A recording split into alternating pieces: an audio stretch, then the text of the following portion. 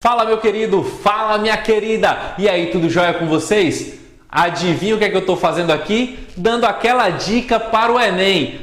Como é? Não entendi. Não está aguentando falar em Enem? Depois da vinheta a gente conversa. Fica calmo.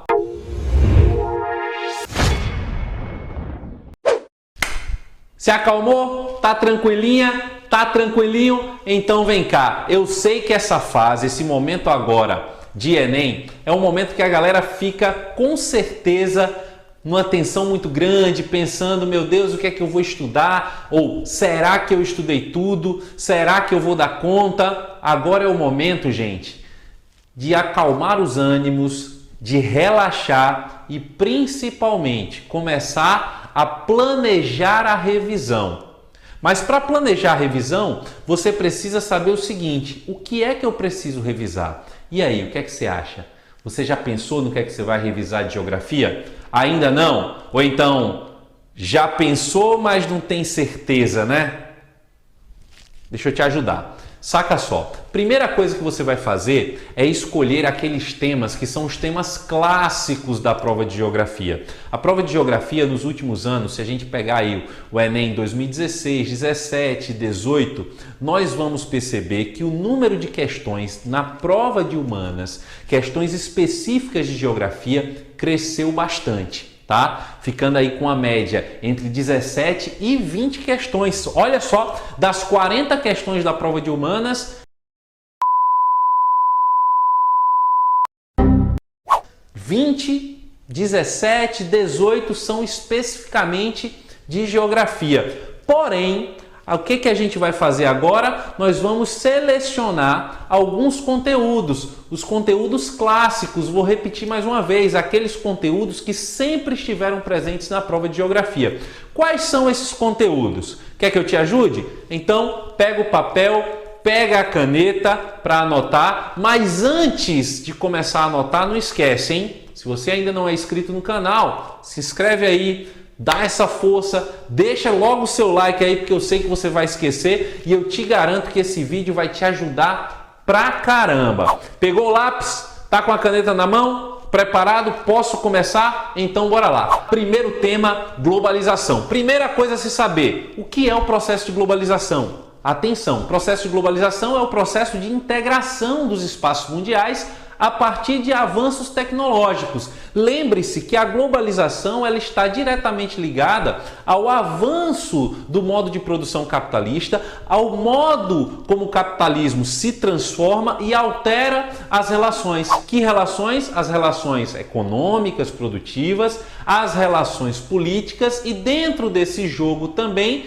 nós vamos perceber as alterações sociais. Nas alterações sociais, muita atenção para o mundo do trabalho. Os avanços tecnológicos promovem algumas questões ou alguns problemas que sempre aparecem na prova. Um exemplo, desemprego estrutural. Essa expressão significa o quê? O desemprego provocado pela substituição de algumas funções, de algumas profissões, pela tecnologia, por máquinas, por sistemas operacionais. Então fica atento ou atenta a esse detalhe.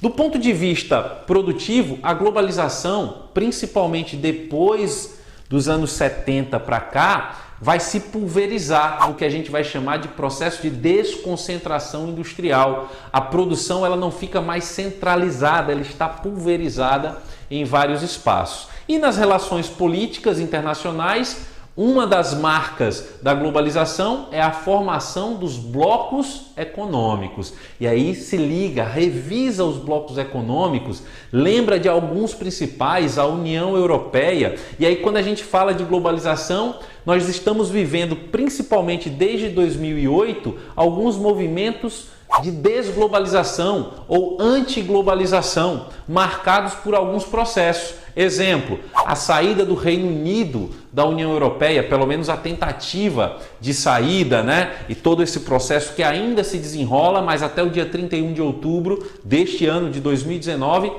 terá um fim, de um jeito ou de outro. Outras políticas, como as medidas protecionistas, você vai pensar também na crise migratória, a forma como vários países estão fechando, criando barreiras para os imigrantes. Beleza? Fechou? Globalização? Então esses pontos você precisa revisar. Segundo ponto, anota aí, não esquece de anotar. Urbanização mundial e brasileira. Lembre-se de um verdadeiro triângulo amoroso. Qual é esse triângulo amoroso? A urbanização estará sempre andando junto com quem? Com a industrialização e com a migração campo-cidade. Afinal de contas, o processo de urbanização se dá a partir do momento em que as cidades elas crescem e se desenvolvem, e esse crescimento e desenvolvimento está totalmente associado ao deslocamento da população do campo em direção à cidade. Inclusive, consideramos um espaço como sendo um espaço urbanizado ou predominantemente urbano, quando a população urbana supera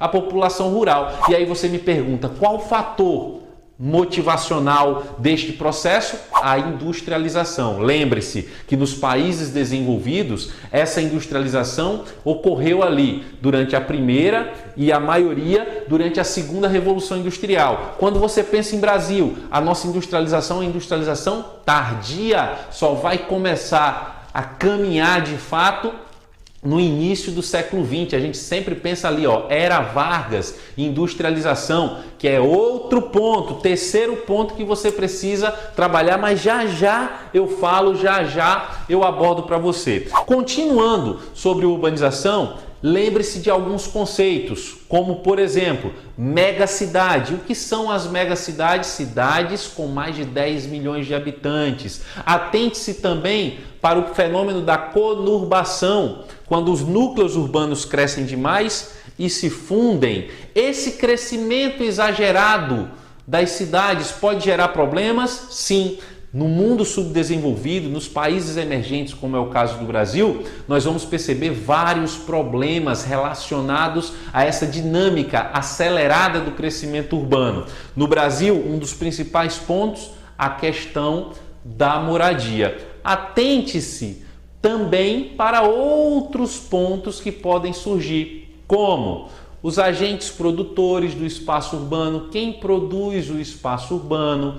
Pense também na questão da hierarquia urbana. Lembre-se que as cidades elas têm funções semelhantes. Entretanto, o nível dessas funções se diferencia.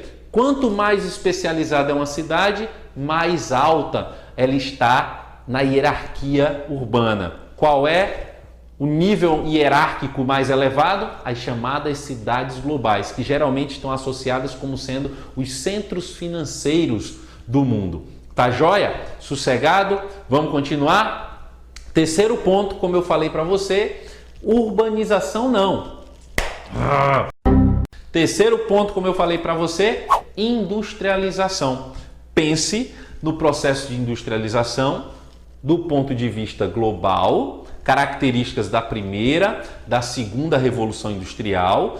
Geograficamente, vamos pensar assim, primeira revolução industrial, um espaço industrial exclusivamente marcado pela Inglaterra, o domínio inglês nesse processo inicial. Quando a gente vai para a segunda revolução industrial, nós vamos ter uma expansão desse espaço produtivo da indústria. A Europa se expande bastante, não mais a Inglaterra é a dominante ou a única. Agora eu tenho Inglaterra, eu tenho França, eu tenho Alemanha, eu tenho Bélgica e vários outros países da Europa. Estados Unidos já está independente, já é industrializado. O Japão já inicia uma industrialização no período ali da chamada Era Meiji ou Era Meiji, como você preferir.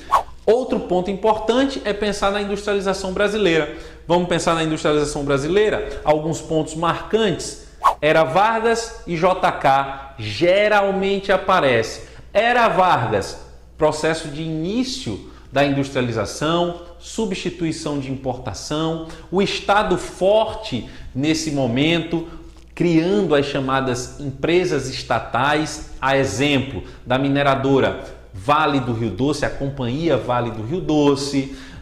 O governo Vargas vai criar também o quê? A Companhia Siderúrgica Nacional, vai fomentar e incentivar a industrialização a partir das hidrelétricas, a criação das grandes estatais hidrelétricas, exemplo da Companhia Hidrelétrica do São Francisco. Esses pontos são importantes. Vargas ele vai dar um pontapé na nossa industrialização, criando as chamadas indústrias de base, mas cuidado para não cair na pegadinha. As primeiras indústrias que se instalam no Brasil não são as indústrias de base. A substituição de importação começa exatamente por onde? Pelas indústrias de bens de consumo não duráveis. Tranquilo? Galera, atenção, falta o período JK. E o período JK vai ser marcado pelo quê? Desenvolvimentismo, a chegada das empresas multinacionais. Lembre-se, as empresas automobilísticas. Ponto importante, nesse momento o que é que eu vou perceber no Brasil? Uma concentração industrial, principalmente no eixo Rio-São Paulo. Se eu trago para a industrialização agora, nas últimas décadas, que fenômeno eu observo aqui no Brasil? A desconcentração industrial. Várias regiões se industrializando e ganhando força. Nordeste, região Sul, Centro-Oeste. Atenção para esses pontos. Beleza? Tranquilinho? Anotou essas 3 informações importantes, esses 3 assuntos que você precisa revisar? Amanhã eu volto e deixo mais 3. Tranquilo?